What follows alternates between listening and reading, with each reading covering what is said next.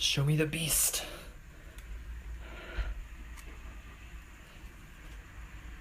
What's up, my wanderers? It's day 36. I'm running 2.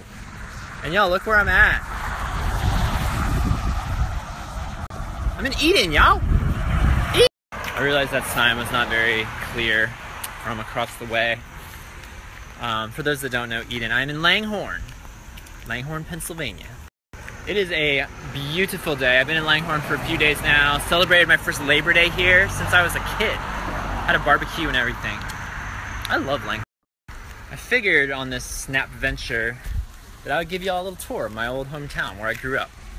It may be repetitive to some of you because I've literally done this 3 or 4 times on my blog and YouTube and other avenues, but roll with it. And if the tour doesn't enthuse you and you quit watching from this snap forward, don't worry, I will judge you because I will look at the stats and see that you stopped watching after this. I'm watching you. So now that we're all on board for the Langhorne tour, let's get started. So this is Maple Avenue. This is the main strip, as they call it, the main road that goes through Langhorne. And this is the ball house. They've always got balls. Always got balls. As you see, Langhorne was named for Jeremiah Langhorne, Chief Justice of Pennsylvania. And this is one of the oldest buildings in town, 1680, y'all. Where were you in 1680? Noticing on this walk that there are a lot of houses and apartments for rent. And I'm wondering if I should take that as a sign. I've always thought it would be so cool to live in Langhorne again. As I'm doing these snaps, I'm realizing that what I've taken for granted is my mustache, and I'm not like properly updating y'all on its progress. Isn't it glorious? So this next part of the tour is even a surprise to me, a Langhorne native. But Langhorne now has a hookah shop. Look at, where am I? This is the middle of town.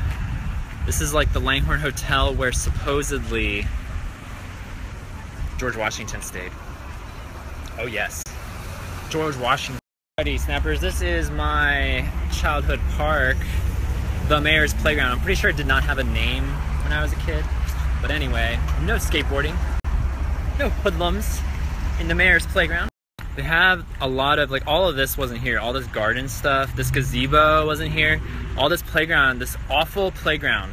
Okay, guys, I need to rant. I need to rant about this playground.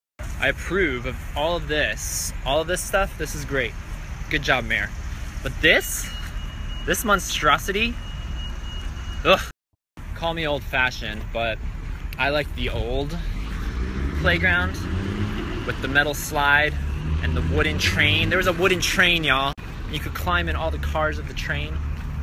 I mean, if you didn't get a splinter or 2 by the end of your time on the playground, what's the point? So y'all, this is my old kindergarten, Oliver Heckman Elementary School, which is now no longer open. Sad. Y'all, I remember that here in this little pavement area, there used to be a giant map of America right there. It's where I would play San Diego with all the other kids. Mainly just me. But look at it now. It's like weeds growing through the cracks and no basketball nets. It's like the Hunger Games arena. Next on the tour is the Methodist Church, where me and my siblings would ride our bikes. Just down the road is our old house. We ride our bikes here, go in this little semicircle, go to the back parking lot. Y'all, we have so much fun. At Christmas time, they will also set up a manger right here. And so you've probably all seen that, me going downtown to the Methodist Church for the manger scene every Christmas, and there's like a camel. There's always a camel. All right, y'all, now we're approaching the emotional part of my tour of Langhorne. My old house. So there she is. There used to be hedges here.